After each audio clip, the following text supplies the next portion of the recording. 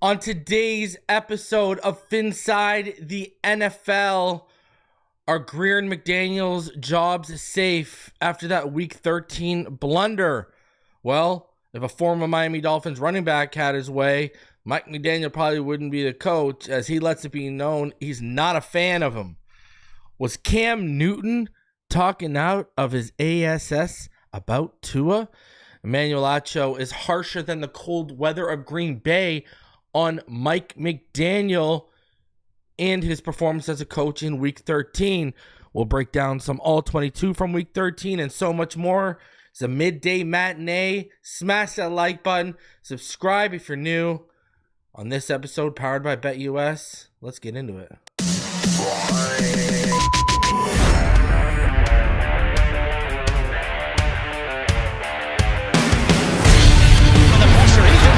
Loses the football. Touchdown! Got it! You have got to be kidding me. Jalen Waddle has a Dolphin touchdown. And he will score! Field down the near side, man open, touchdown!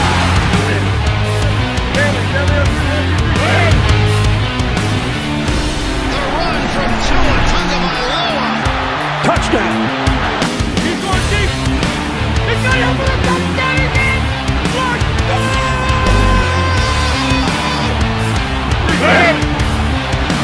make up for it. Fire to the end zone. Touchdown! Beautiful day to be a Dolphin fan. Let's go!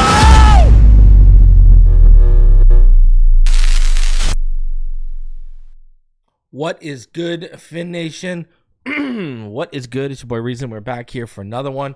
Appreciate all of you coming through for this midday matinee. I got some family coming over because it's about to be 'tis the season. We're like a day away from December. Shout out to all of you. Listen, it's Saturday, but it's also the second day after a game. Usually this is to a Tuesday. Instead, it's sad, and let's find some solidarity Saturday is what it is. We'll watch the film, we'll break it down. We'll get into Tua. We get into the defense because there was one play on Thursday that basically encompassed the whole defensive performance. I can't wait to break that one down for you. We'll get into all that. Plus, Acho, he's harsh on McDaniel. First take, they talk about the Dolphins. We'll, I didn't have a chance to discuss that yesterday. We'll discuss it, and we'll mainly talk about Grier and McDaniel and whether their jobs are safe. I mean, we're all pretty certain if we got back to 500, they would be in good shape, but they didn't. So, before we do, shout out to K-Jax. K-Jax, I'm probably gonna get that out to you this week. I still haven't had a chance because I went away. I just didn't have a chance before I went away to get it out to you. But I'll get that chop card out to you real soon. Speaking of cards, man, if you haven't had a chance, I did. The new Mosaic dropped. I was able to snag 6 boxes. Not only did I pull look at this little baby, the green parallel. Look at that Jalen Wright. Look at that. Let's get that focus in there. Look at that Jalen Wright. Not only was I was able to pull a case hit. If you're a Roma Dunze fan, I got the card for you. Case hit Roma Dunze. So, some good luck when I came back. I wish the Dolphins had that kind of luck when they played on Thursday. They clearly didn't. So, yeah, sloppy Saturday. Yeah, for sure. I'm also, for all of you, I am going to have a Patreon and channel member update that should be dropping tonight. FYI. Okay, so it'll be dropping in the middle of the night after Survivor Series and everything like that. So there will be a update coming your way for channel members tonight. All right, and if I have time before, I will do it then. So, all right, so it's either going to be coming tonight or in the middle of the night. All right, so be on the lookout for that. So if you go to bed early, expect to wake up to that update if you're a channel member or a Patreon, because I got a lot to talk about. All right. man, still a lot of toxicity, a lot of division going on in the fan base. It's funny. I saw someone make this comment and I laughed because I was like, man, they're so right. This team beats, New England and Vegas and the Rams, and everyone buys back in and thinks we're a playoff contender. Lose one game to the Green Bay Packers, and it's blow it all up again. And I laugh because I was like, that's dead on. But, we were listen, here's the thing. Listen, this is the reality situation. We still had one mulligan. If you think about it, we still had one mulligan. The best option would have been win out, because then you win out. 11-6, you get in no matter what. 10-7 will probably get you in. That said, you're depending and hoping on a lot more falling your way. In terms of your destiny being in other teams' hands, whether they can win certain games or not. You have to be perfect from here on out. 9-8 ain't getting you in. I don't care what it does. All right? I just don't care what it does. So the thing is, if you understand, we were afforded a mulligan. We were allowed to take one more loss. The issue with that loss is it was right out of the gate. If we would have beat Green Bay, if we would have beat the Jets, and then we would have beat Houston and slip up against San Fran, or slip up against Houston and then beat San Fran, I think we'd all be pretty fine with this situation. If we would have been like, okay, we lost one, we'll win the rest out against, Cleveland and the Jets, et cetera, because we would have leaned on, hey, they went into Green Bay on Thanksgiving in cold weather. All three phases took care of business. We proved we can beat a good team at home, on the road, in not ideal weather. And here we go. But the problem is, the first time that type, this is why that whole adversity is an opportunity stuff, I don't want to hear it anymore. Because the first time real adversity showed up, when we started to get things going in the right direction, it undid a whole bunch of positives we had.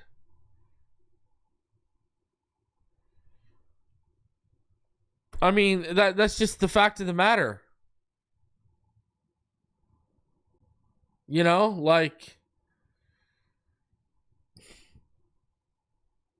like I said yesterday, the problem with this team right now, the big glaring problem, is they need Tua to be perfect to even stand a chance.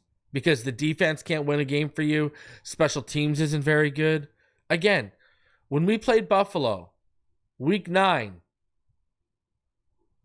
all right, and you look at what Tua did in that game, he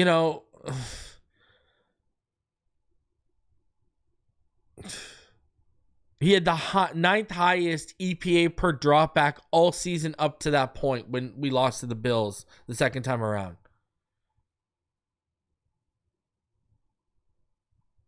Out of those 9 quarterbacks, 8 of them won, 1 of them lost, and the only one to lose was Tua. Because everyone around him let him down. 20 missed tackles. You allow 174 yards after the catch and 132 yards off missed tackles. It's just, I don't know, man.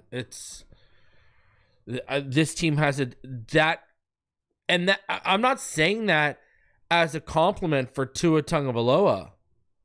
I'm saying that to show you how serious the issues are. That shows you how big and how deep-rooted the issues are. When your quarterback has to be perfect or flawless for you to stand a chance, and even sometimes when he is against legitimate playoff teams, you can't win. Because all the other phases, Tua has what I believe, if I remember correctly, against against Buffalo, that was the second best single game passing play EPA by a quarterback against the Bills in the McDermott era, but the defense put in the 22nd worst EPA per play by any defense against the Sean McDermott coached Bills, and the special teams put up the 7th worst single game performance from an EPA standpoint against Buffalo since McDermott took over. So every other phase lets them down, and it's too much to overcome.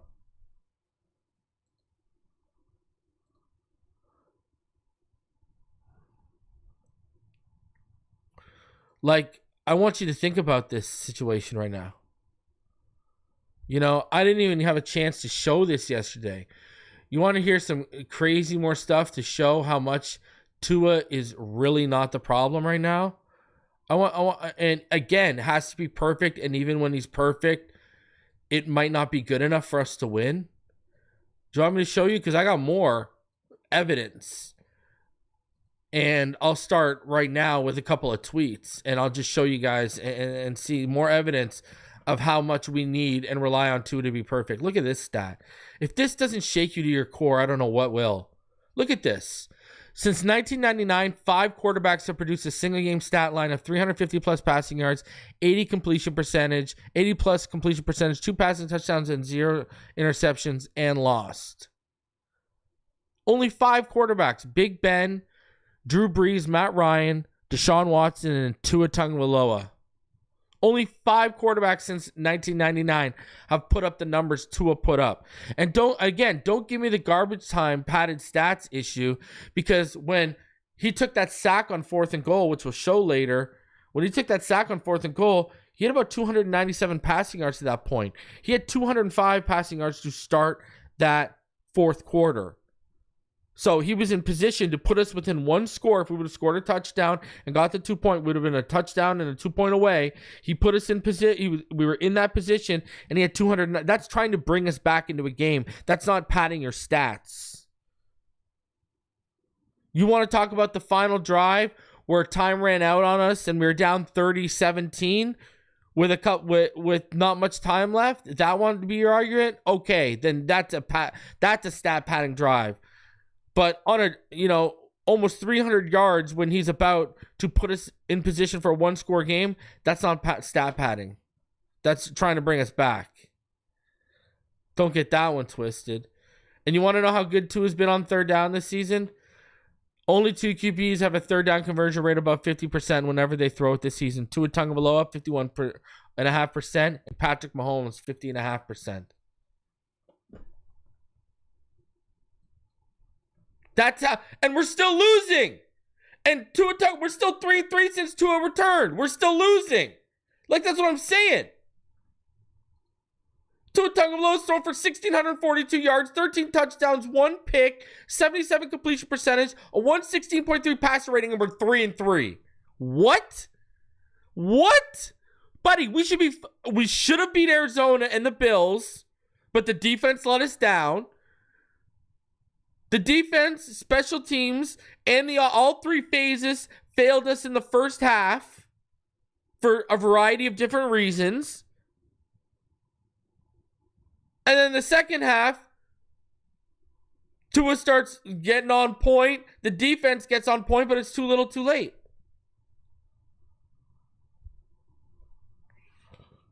Because here's the reality. Everyone wants to talk about the one bad drive Tua had. And that was the drive where we turned the ball over on downs where he missed a couple throws, which we'll break down later. Add those 7 points to the score. Guess what? We still lose 30-24. Why? Terrible sacks that ended drives. I mean, here's the context of the reality. You want to talk about the first half? Let me put the first half in perspective for you for a second, okay? Because this is the problem where a lot of people aren't talking about this. So let me put it into perspective. Okay, let's talk about we're not even going to talk about the muff punt that got us down. We're not even going to get into that, all right? We're just going to talk about offensively, because there seems to be, it's all to his fault we didn't score in the first half, which I don't know where people are getting this, but let's break it down. We don't even need the film for this. Okay. So they get the ball down 7-0.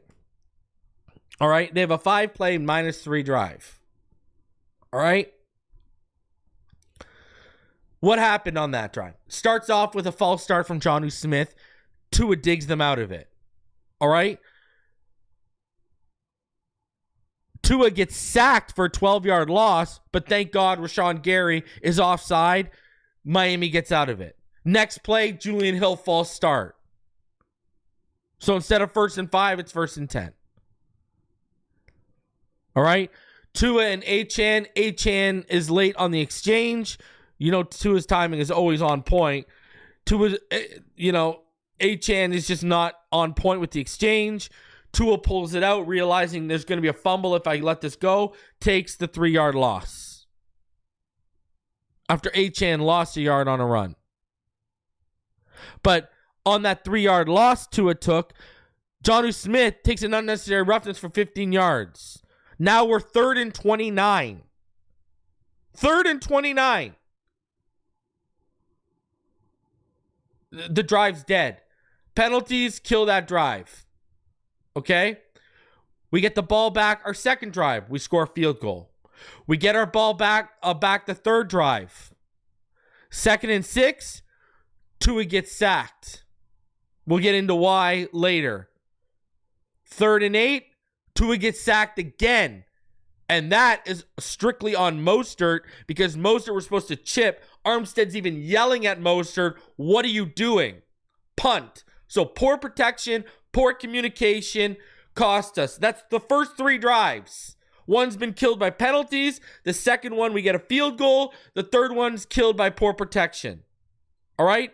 Then we get the ball back on the fourth and final drive of the first half. Okay?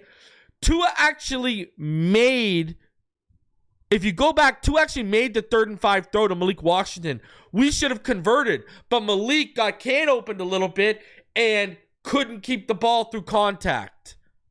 If you look at where the ball was, it was at the sticks. It was a first down. Now, Tua had already missed Hill on a few times already on the drive, right?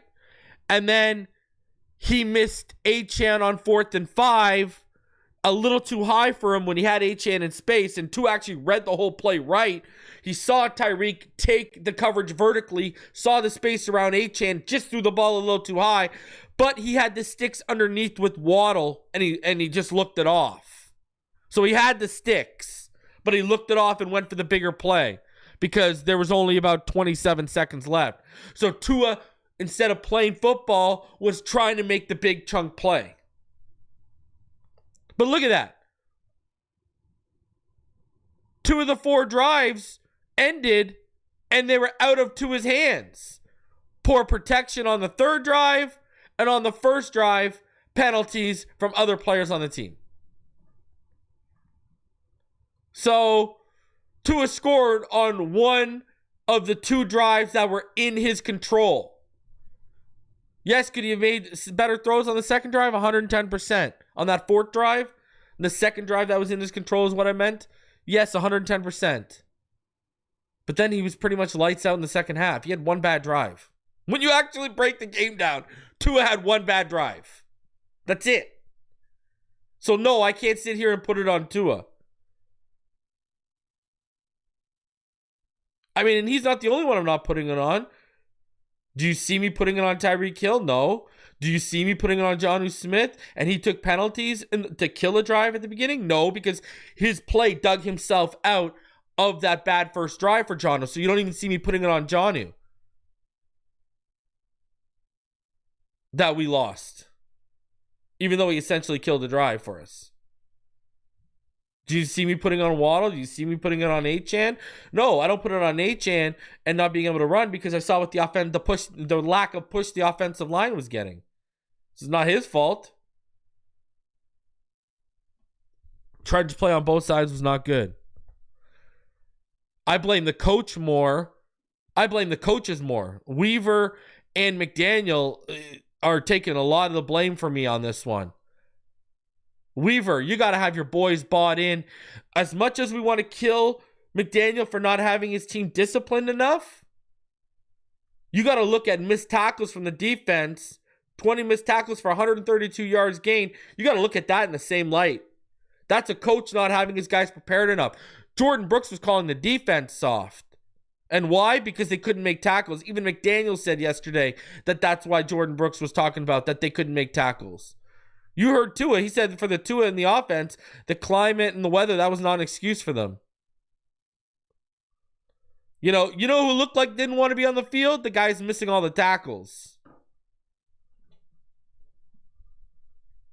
You got to hold Weaver in that light too, man. That's the third games, all three losses since Tua's come back have been the Cardinals, who were good at the time, the Bills, who were a good team, and now the Packers. You've had 3 losses against good teams.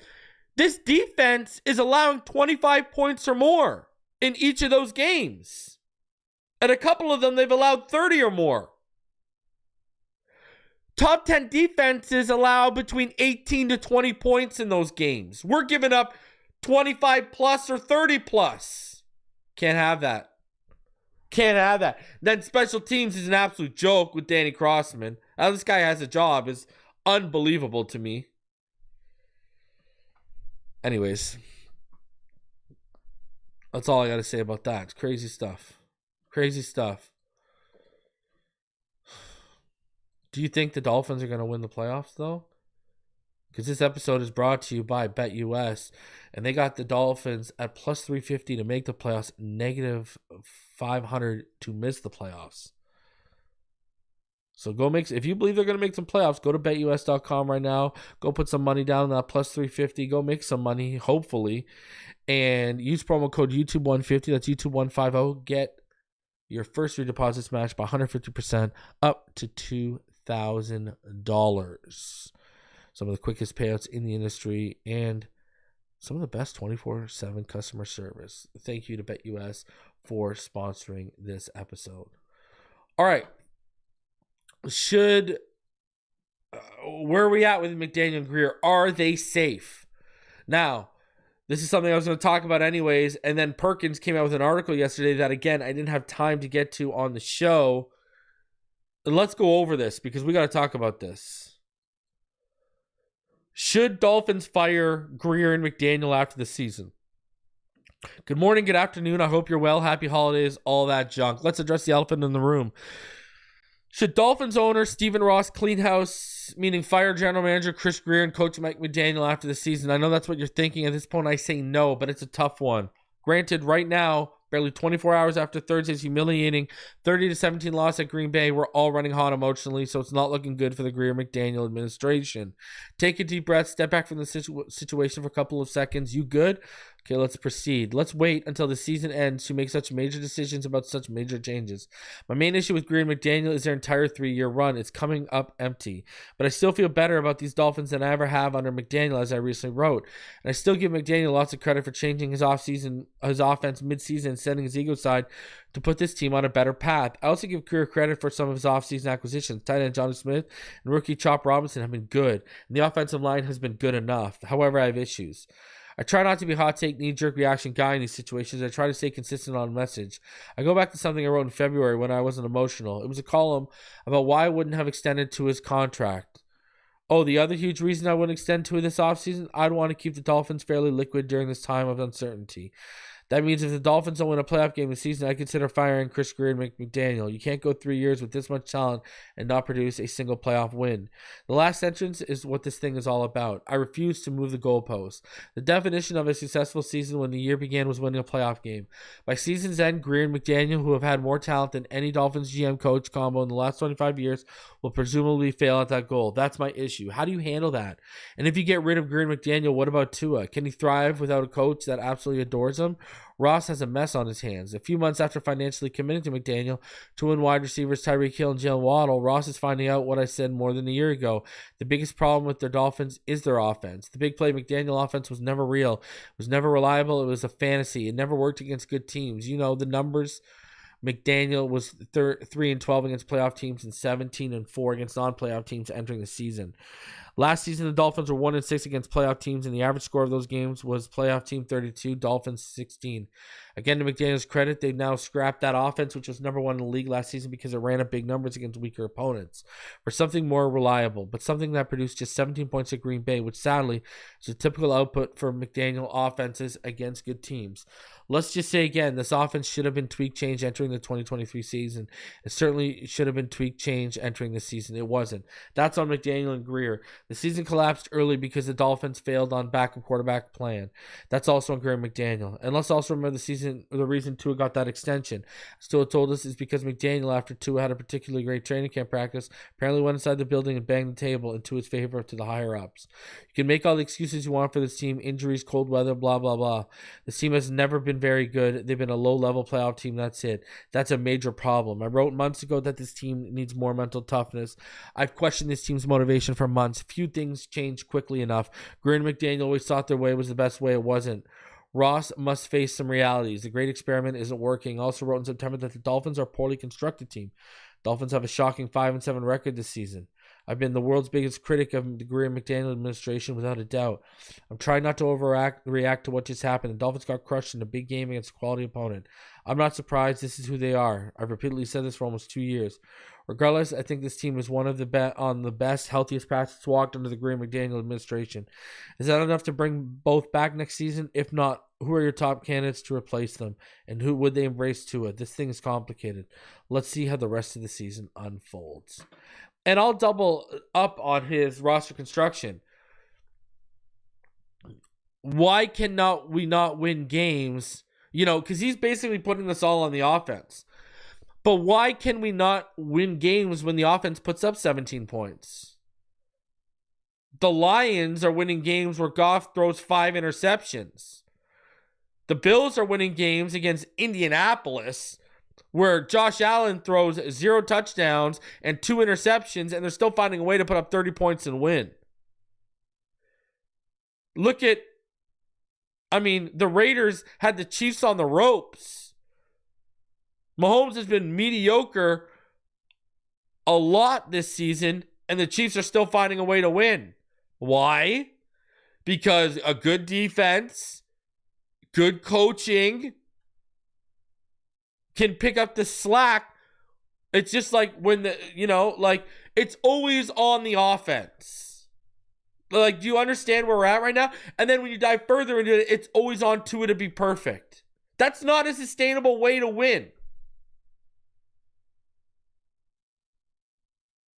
Perfection is a flawed way of thinking. It's unattainable. It's perfection. No one's perfect. And then you got to expect them to string, if you get to the playoffs, because now you're facing playoff teams, you got to string together multiple perfect games. And then, as we've seen, look at the Bills game, what we've gone over. Even when Tua has a perfect game, basically, we're still finding ways to lose. So even when he's perfect, it's not a given we're going to win. It's crazy. And this comes down to roster construction. This is why I think Grier should be the scapegoat. I don't think they're going to fire McDaniel. He did show growth. We found a way to run for multiple games of 150 yards, blah, blah, blah. But that's one of our biggest problems right now. We can't run the ball. I said heading into the game, you got to run for over 120 yards because every team that's beat Green Bay has done that. We couldn't even get 50. And this is coming down to roster construction. Liam Eichenberg and Robert Jones are not good. And this should fall on coaching a little bit. Who's the man that's okaying Isaiah Wynn sitting on the sideline while you got these 2 interior jabronis on either side of Aaron Brewer? Aaron Brewer's game, I know he's been good for the majority of the season, but even Aaron Brewer's game has suffered at times because of who he's got on his left and his right. We got to learn. We are getting into the December month. You got to run the football now. You need Isaiah Wynn in there.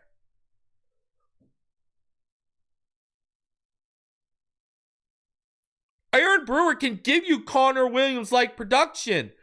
We saw how nasty that team was and how big of a impact it was when they lost Connor and Wynn. They didn't lose Hunt. You can get by with Robert Jones or Eichenberg at right guard. You can't get by with both of them. You need Isaiah Wynn in there. You got to run the football, man. The same way you win in cold weather is the same way you win playoff games. Running the football. I don't know what else to say.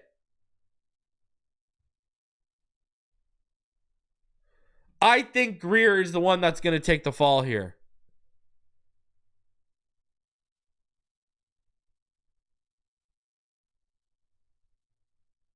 That's what's gonna. Like Isaiah Wynn can change the fortunes running the football, and the interior O-line is not good enough. Like, that's all there is.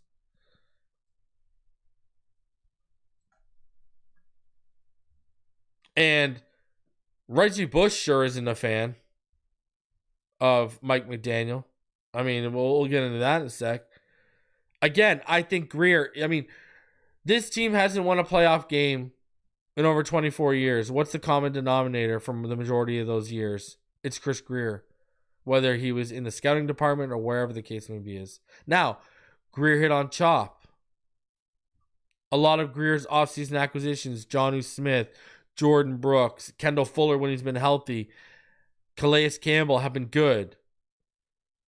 But the whiffs on May and Poyer have hurt this safety room is not good right now.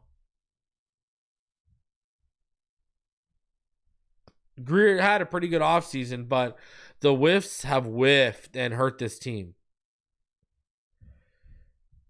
I think Grier is the one that's going to fall on the sword. And then they're going to bring in a guy who's going, and I've said this before, they're going to bring in a guy who's going to give McDaniel at least one more year because they like McDaniel, they want to see it work, et cetera, et cetera. And McDaniel's shown growth.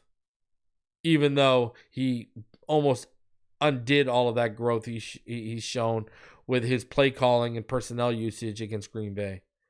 Reggie Bush, look at this. Stephen A.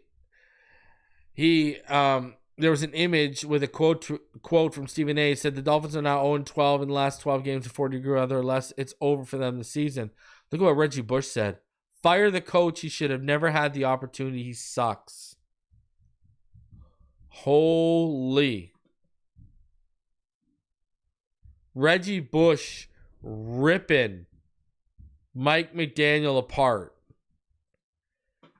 You don't like to see that from your alma mater, from your team's alma mater. Holy jeez. That is some harsh stuff.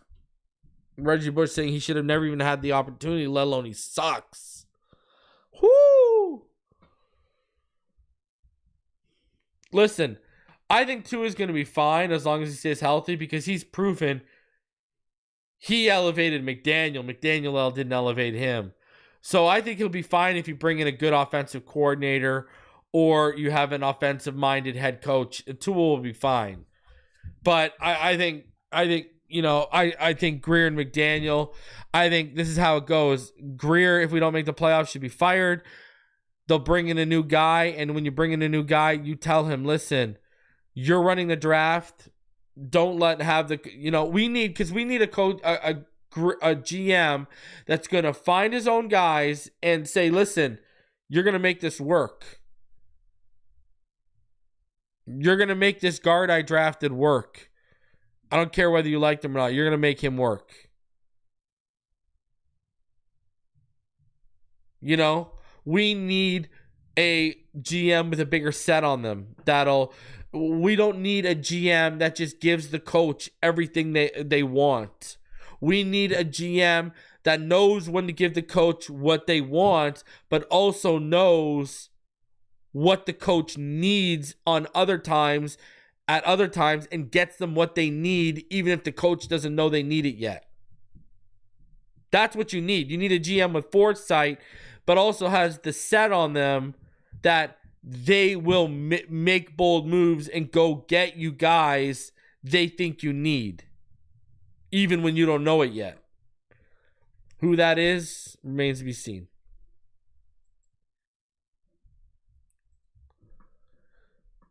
So, this is what Emmanuel Acho had to say about Mike McDaniel. Check this out.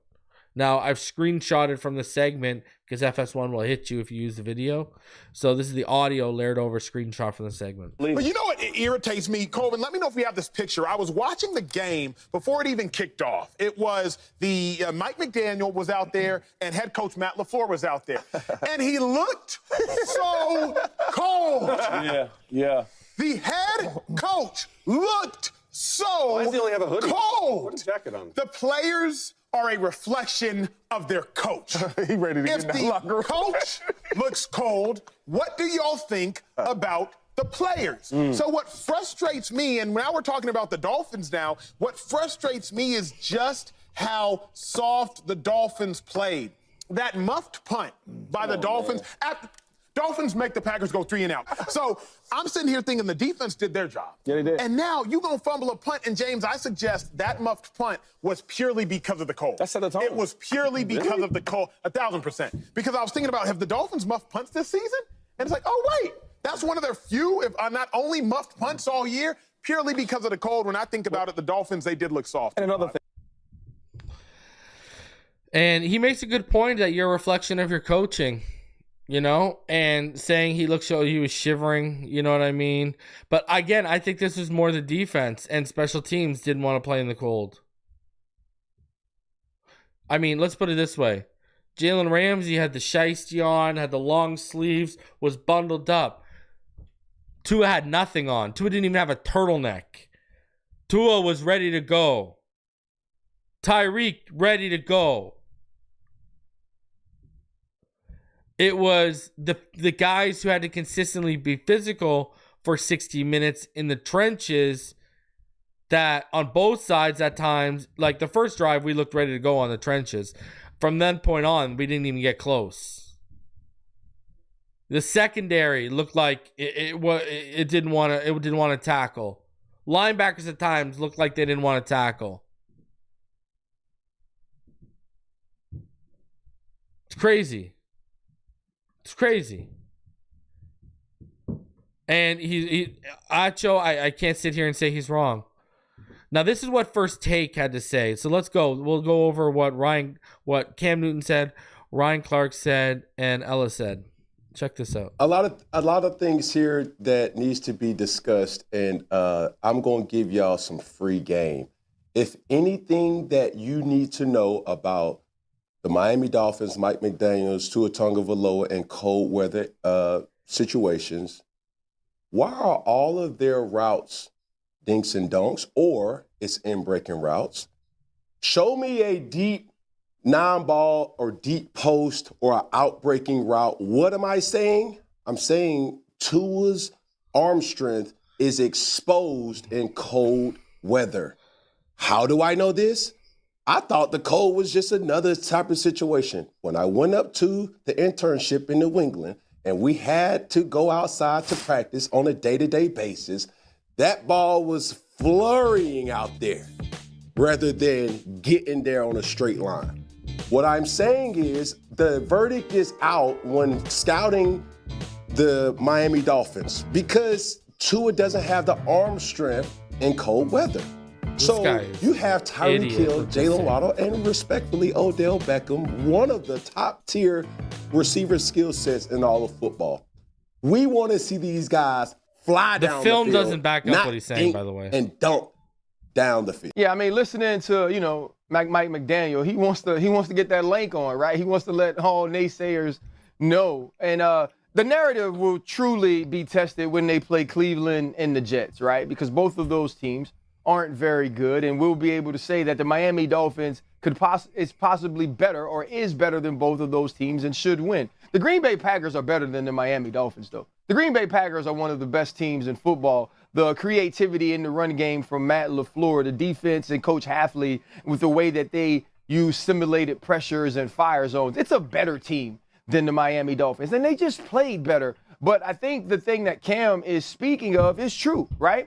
Tua does, and Mike McDaniel does have a ton of in-breaking routes. There's a lot of condensed splits where you can get meshes and rubs, and you can also run away from coverage that'll be an outside leverage. But let's not forget what this team looks like with Tua Tagovailoa and without Tua. It's a totally different team. So this isn't a quarterback that is just one of those throwaways, and you can say whoever can do exactly what he does. But this team does need to be better in cold weather. This team does need to find a way to win in those games against the Baltimores, against the Buffaloes, against the Kansas City. But the other things we have to realize is, like, those are all the good teams in the AFC. Sure. all the good teams in the AFCs with quarterbacks who can play in that type of weather are the teams that you have to compete with in order to win a championship. So there's no narrative. It's fact, the way that Elle says it, and it's going to continue to hinder this team from having championship opportunity. But before we put this all at the feet of Tua and his inability to play in cold weather,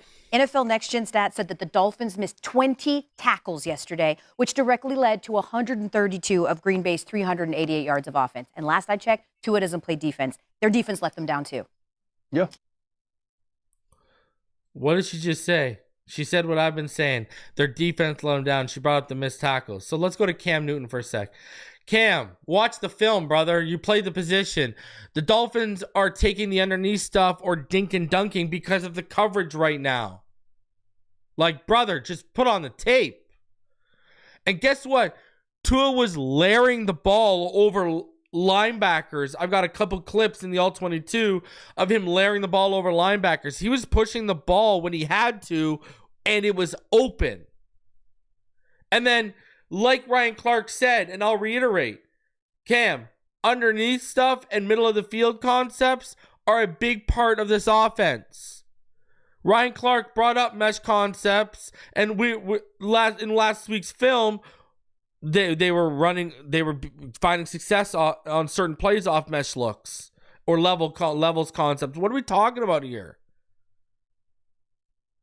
So Cam clearly doesn't know the offense, and he's never watched or studied the offense. Like, that's all that told me when I listened to him. Like, just pure nonsense. Ryan Clark and Elle just destroyed him. Cam Newton, man, worry about your poor taste in hats before you start worrying about Tua and the Miami Dolphins offense. All right, bud? All right. I'm just going to give you a point of advice. Unbelievable clown stuff. So, you know what? Let's do it. Let's get into the film, because there are good things to look at. There are good things to take away. There's a lot that the film told us when you look at it, all right? So let's get into the film. I got about 22 plays. Here we go.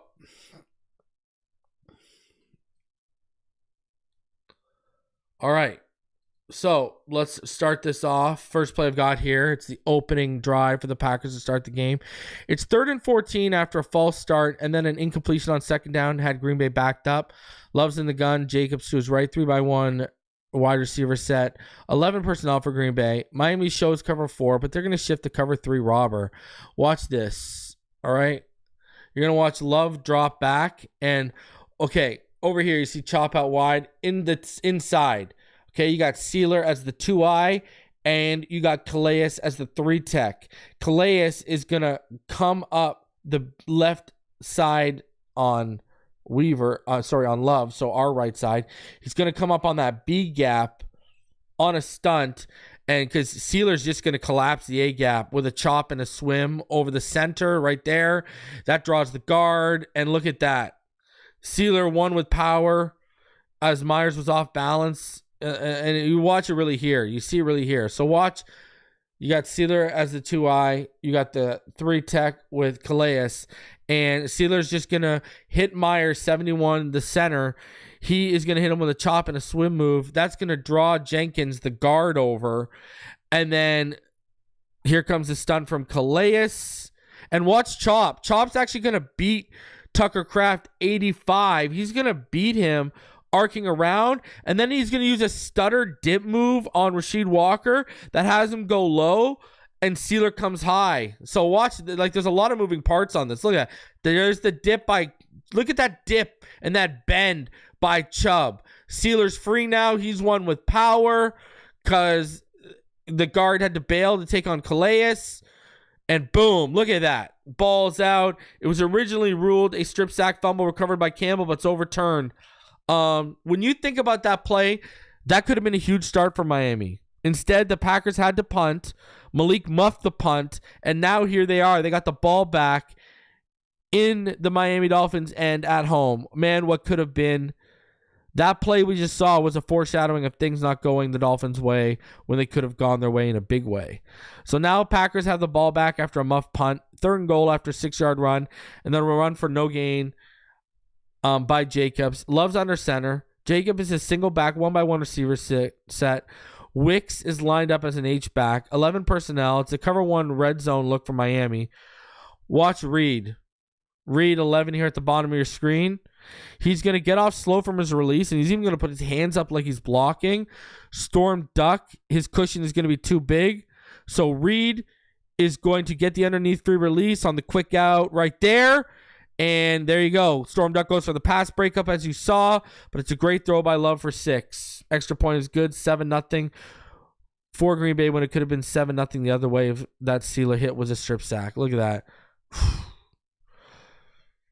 Just gave him too much of a cushion over top, and it was too hard to recover for Storm Duck. So now it's 2nd and 11 on Miami's first drive as they've recovered from a Jonnu Smith and a Julian Hill false start, as well as a 12-yard loss on an Inegbear sack that was nullified by an offside on Rashawn Gary. 2 is in the strong right pistol, 2-by-1 receiver set, 21 personnel for Miami. Green Bay's going to show cover 1, but they'll drop to cover 2 post-snap. Look at this. It's a clear fake screen. Like, watch, see the orange cleats? That is Jalen Waddle. All right. And it's a clear fake screen and handoff. Like, watch Jalen Waddle. He'll even put his hands up to sell it. And 2 and 8-Chan just aren't on the same page timing wise. 2 is going to realize it may be a fumble. So he pulls it back right there and then tucks it and takes a 3-yard loss. Jonnu Smith would take an unnecessary roughness penalty 2 to make it 3rd and 29. Dolphins would punt after 3-yard Mozart run. 8-Chan, he didn't delay long enough. He delayed too short. That's what the problem was on that play. Because Tua had to sell the fake to Waddle, right? It's now 14-0 after a 12-play, 76-yard run drive by Green Bay ends with a 6-yard Jacobs run. It's 4th and 4 after a drive that stalled out where Miami was about to settle for a field goal at 4th and 9. Changes things with a Green Bay neutral zone infraction penalty for 5 yards. This is the first pressure situation for Tua because it's 4th and 4 and he's absolutely money. 2 is in the gun. Moser to his right. 3-by-1 set with trips bunched to the left. 11 personnel for Miami. Tyreek motion is going to motion to the far right, and it's going to become a 2-by-2 double stack look. It's cover 2 for Green Bay initially. They'll drop to Tampa 2 after the snap. Watch 2. He's going to take the snap. He's going to look off OBJ to the left, pump Jonnu to that side. He moves to the right. He's going to ID because watch, with Tyreek, the linebacker is going to carry with him. So 2 is going to bring his head back, ID the linebacker carrying him vertically, which opens the window for Waddle on his dig. Look at Quay goes, and the window opens. Boom. IDs the dig to Waddle. 16-yard gain. And watch this. I want you to watch what he does here. You're going to have one of the interior linemen drop back. It's going to be Wooden. Watch the ball get layered over. And great job here by Tua rolling through multiple reads, understanding windows and his route concepts to find the open man. 1 read QB my ass. Look at, starts his progression here. Watch 96. He's gonna buck drop. Look, he starts his progression to the left side, looks it, pumps, sees Wooden dropping, right? Goes back to his other side. Look at this. Look at right over Wooden. Look at that layered throw. Woo! That's that money. That's that money.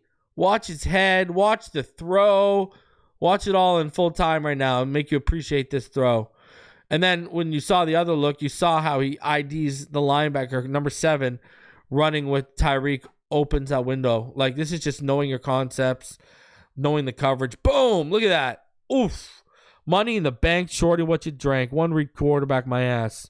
Now, Miami would get set back by a 6-yard loss on an HN run on the next play and have to settle for a field goal after a pass to Washington goes nowhere and an incompletion of Mozart brought up 4th and goal from the Green Bay 15. So after forcing a Green Bay punt, which Sierra Neal took a 5-yard holding penalty on, Miami, they started their third drive off with an offside flag on Green Bay, followed by a 14-yard gain on a completion from Mostert. Then Robert Jones took a holding penalty that had Miami at first and 20, only for Tua and Johnny to connect for 14 yards. So it's 2nd and 6 right here from the Miami 29 after more self-inflicted wounds that Tua is trying to dig them out of.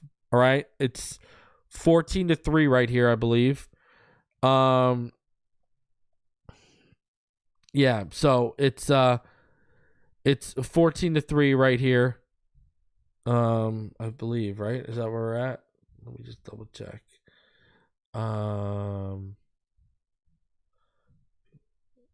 Yeah, 14-3 right here. All right. So let's go. So 2nd and 6, 2 in the gun, HN in the backfield, wide to the left, 1-by-2 receiver set with Hill in line on the right, 11 personnel. Hill is going to motion out right. Green Bay is in a cloud 1-3 look. Watch this. OBJ at the bottom of your screen. He's got the black gloves with his hands on his knee. He's going to have a man over top of him. Tyreek is initially going to be open underneath off the motion release on his drag. But see right here, Tua didn't like Quay Walker over top of him. And he doesn't like Waddle right here because if you see right here at the 40-yard line, that's 55 with the towel on his hip. That's 55. That's McDuffie. He's basically turning and tracking underneath by the time Tua gets to that read. So Tua has to look it off. And Carlos Brooks, he's displaced Robert Jones's hands. And just not good. Not good. There's nothing really open here. And you see it right here. Watch Robert Jones. He's going to get his hands instantly displaced with a swipe move. And then basically he's going to rub out Van Armstead. And Van Ness just has to disengage. And Tua tries to step up and walks right into it. Look at, there's the rub out right there after the disengage. And he just walks into it. There's a sack. That's basically a coverage sack. So, but if you go back again, right, watch Tyreek. He's initially open on the drag, but it has to be bang, bang. He's not looking there. Bang. Had to have been out, but I don't think he liked. What I don't think he liked was Quay Walker. Because look at, his head's there. He sees, he looks him off because he sees Quay Walker. Quay Walker didn't carry with Waddle. If Quay Walker carries with Waddle, Tyreek's getting this ball. And then he notices McDuffie flip his hips right there. He's coming underneath Waddle. He sees OBJ and he realizes, okay, if Waddle takes another linebacker, I got space. He sees it and he makes a throw and it's just not there. He tries to take off. The pressure comes. It's a coverage sack when you break it all down. Long-winded version of me saying it's a coverage sack.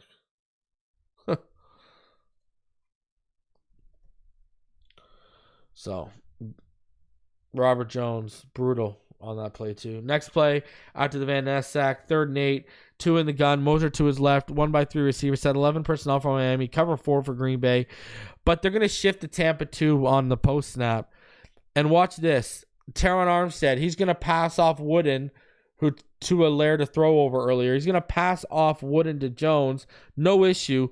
But Mostert totally misses his assignment to at least chip an Agbear. So Armstead can get over there. Armstead's going to get hung out to dry by Mostert and Tua is sacked to end the drive for the 2nd play in a row. And watch, look at. Did you see? Look at Armstead. Look at Armstead's his arm. He's telling Mostert, you got to chip. Watch him. Telling him, you got to chip. You look at it on this side. Just not good. Dolphins have to punt after this. Look at. Mosert's got to come out and chip. Look, it just runs right by him. And Armstead had passed off. The reason why Armstead's late is because look at, he passes off Wooden, but he ID'd. He passed off Wooden. If a chip happens, Armstead can get there. But he can't. No one's got that lateral movement. And there you go, sack. Absolutely brutal. So the Dolphins are down 14-3 because 2 of their 3 drives were self-inflicted wounds. Penalty on the first drive and a coverage sack and poor protection on their third drive. So Green Bay has the ball back, 3rd and 2 from the Miami 12 after Green Bay has gone 50 yards in 5 plays with a 21-yard reception by Christian Watson that Cam Smith was called for a declined DPI on. Love in the gun. Jacobs to his right, 2-by-1 receiver set. 11 personnel for Green Bay. You're going to see Reed. He's going to motion to the left. It's cover 2 for Miami. Watch Reed. He's going to run a shoot route to the left. And what's going to happen? Watson clears out Storm Duck with ease. Poyer gets washed out by Wicks. And Brooks is going to get there too late. And this is another easy look at washed out. Another easy 7 points. Defense looks soft. Brooks wasn't lying. 21-3. No fight. Look at how easily Duck and Poyer get washed out on this play. Done. Come on, man. So, Dolphins get the ball back. 1st and 10 after the Dolphins gained 27 yards on the first 4 plays of this drive. Just under a minute left in the second. 2 in the gun. HN to his left. 2-by-2 receiver set with 2 on the left. Split wide. 11 personnel for Miami. Cover 4 for Green Bay. Tua, watch this. This is magic by Tua's head. He's going to drop McKinney by looking off Jonnu. Then he's going to target Tyreek, who's running a crosser. And it seems like there may have been an option route that Tua expected Tyreek to sit. He expects him to sit here into the hole in the soft zone because of the safety over top. But Tyreek keeps running and the ball's behind him and he gets one hand on it. What's crazy is if you look at it and if Tyreek sits in the soft spot, which makes me think this is an option.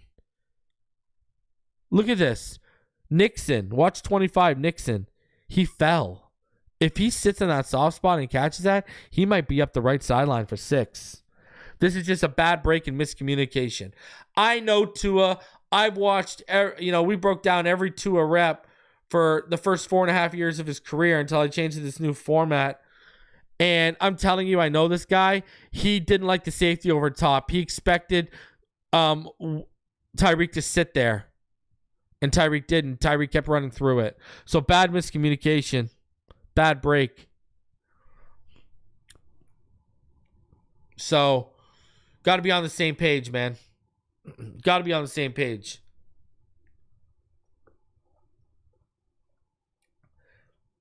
I know Tua will not open up guys unless he has to. So that tells me he didn't like the safety over top. Same drive, 3rd and 5 after a 5-yard pickup by Achan on a reception. 2 in the gun, Waddle in the backfield. To his right, this is a frustrating play for Tua too. 2-by-1 receiver set, 11 personnel with Achan out wide left.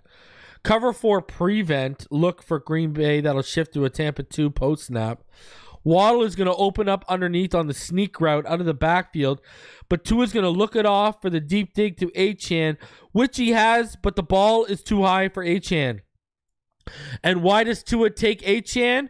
Because he IDs that Tyreek is going to take the coverage with them and create a whole bunch of space. Look at Tyreek takes Tyreek takes half the coverage with them up over top.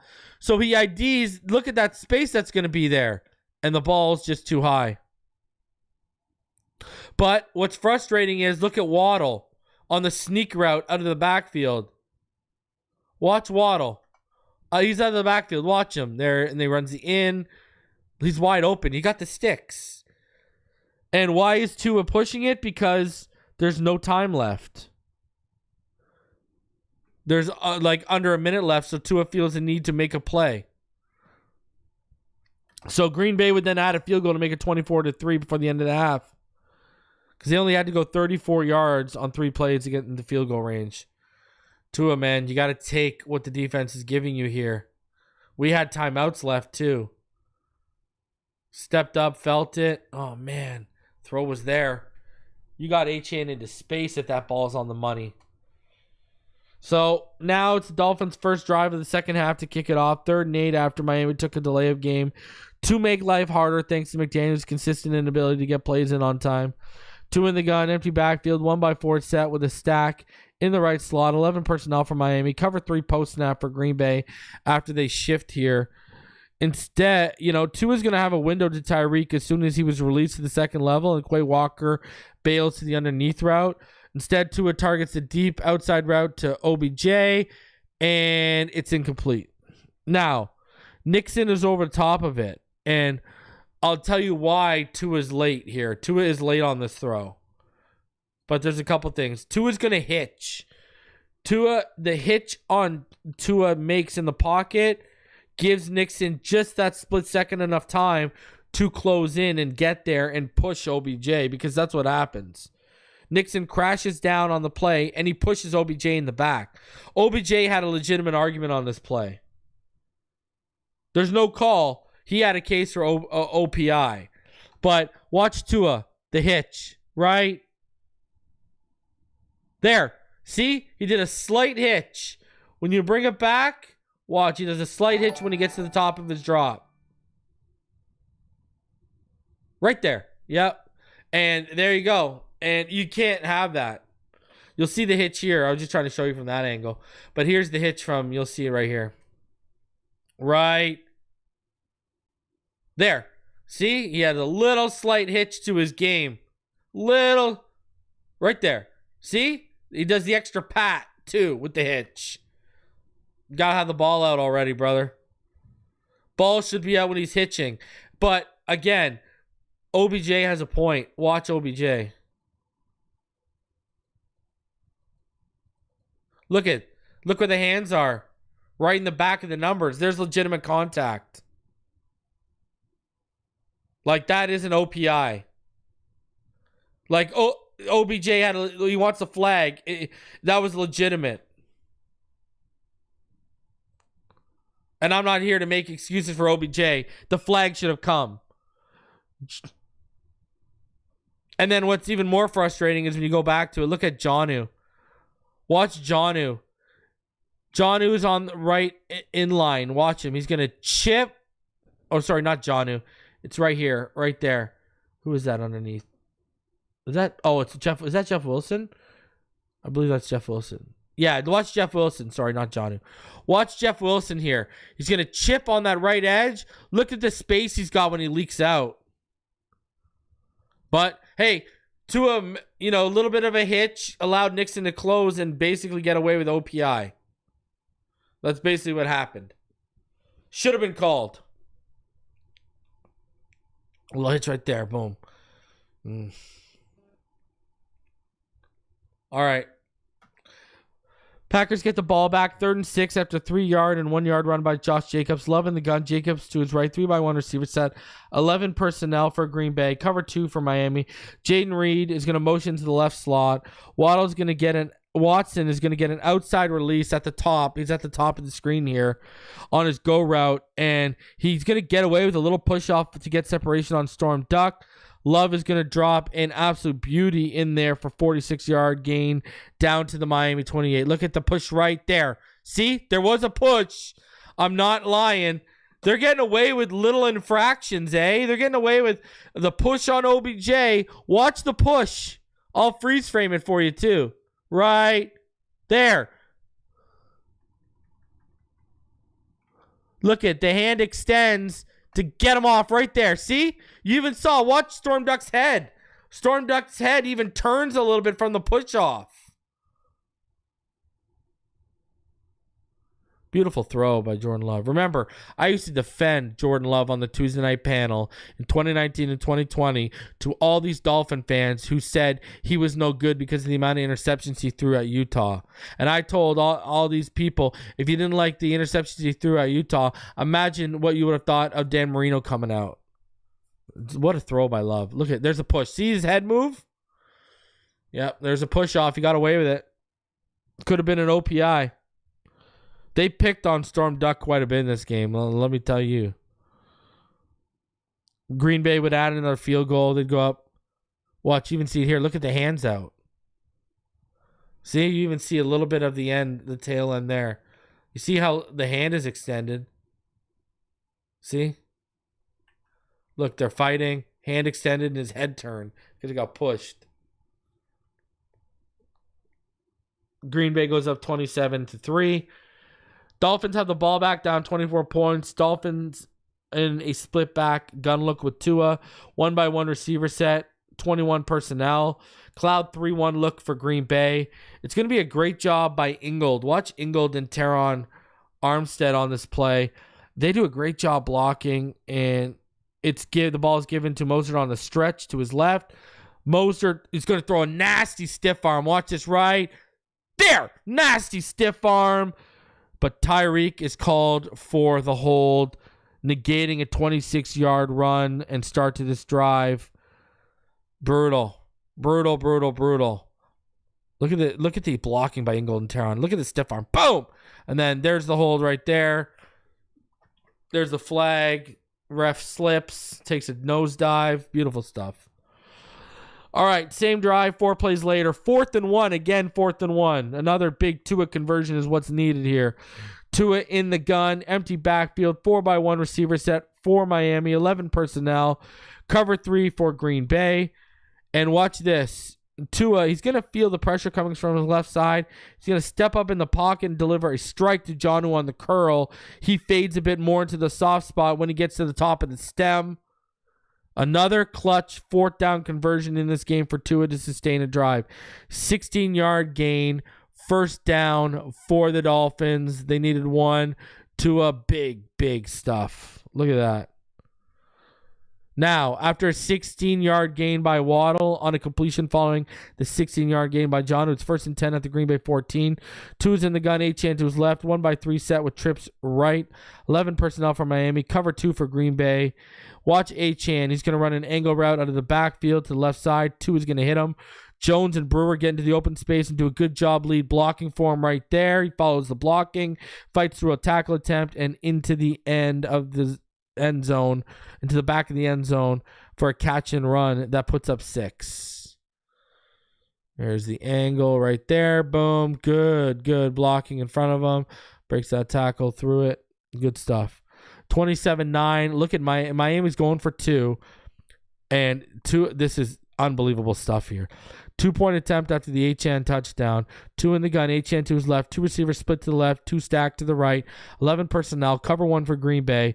Watch this. Tua's going to start his progressions to the left. Come back to his right. And with pressure falling on his feet, he's going to throw a dime on Waddle's out route where only Waddle can make the play. Who does. Successful 2-point conversion. 24-11. What a throw and catch. Tua staying firm in the pocket, going through his reads and progressions, off his back foot, dime city.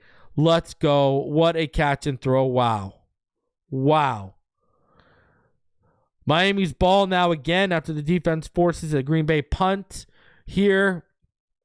And Tua, he's in the pistol. It's 1st and 10. 5th play of the drive.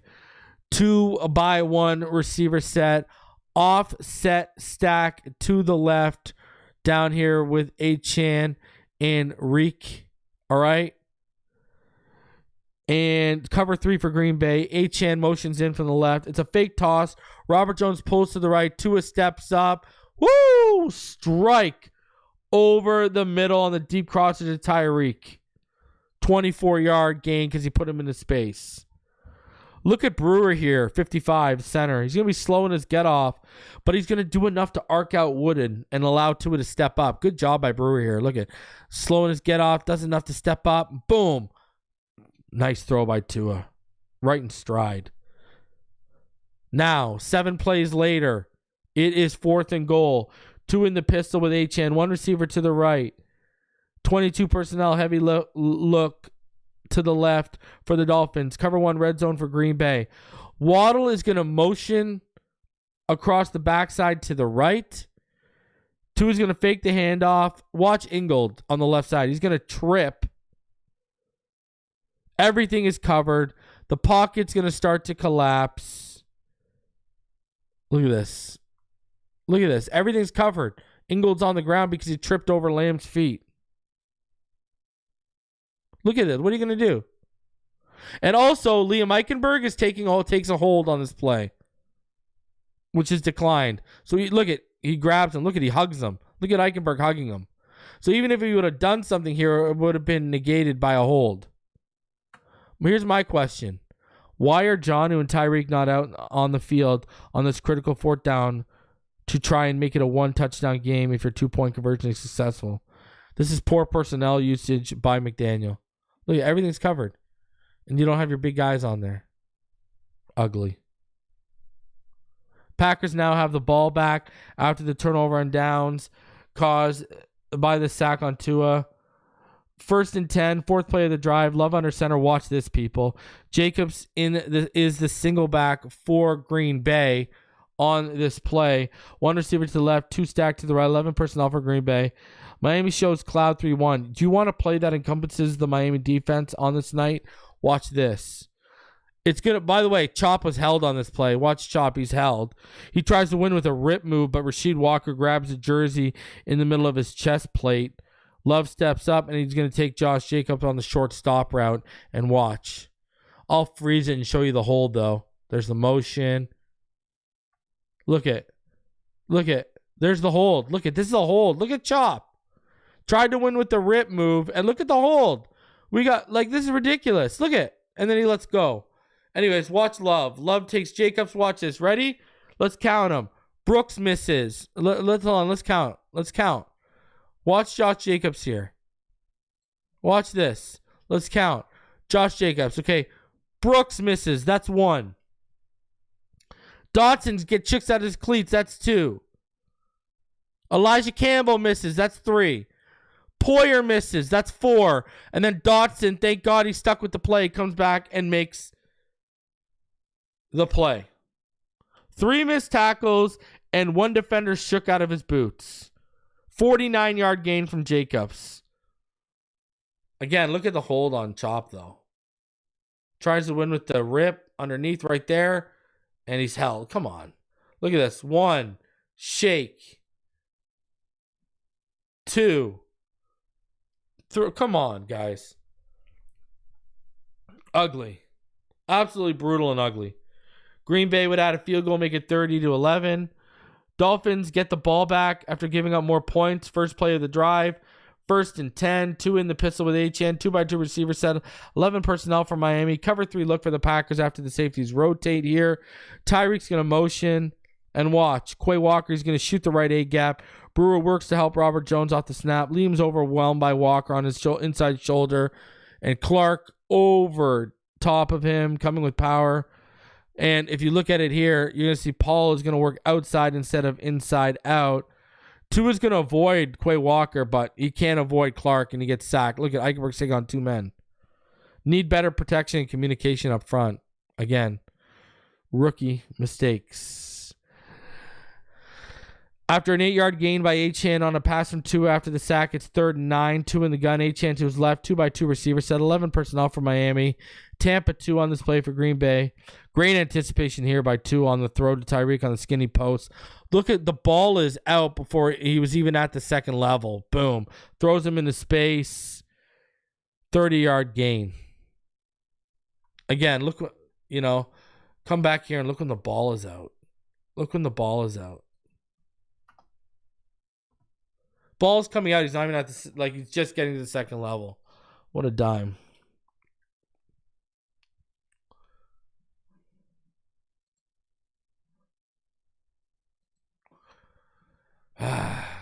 Tough stuff, man. Good throw. Good throw. Next play, 1st and 10, 2 in the gun. HN to his left. 2x2 receiver set. 11 personnel for Miami. Green Bay is in cover 3. The rough night for Malik continues, right? Tua is going to take the snap. Malik, he's in the left slot. He's going to get free on the stab route. Tua is going to deliver the ball, and it's literally going to go right through his hands. Boom.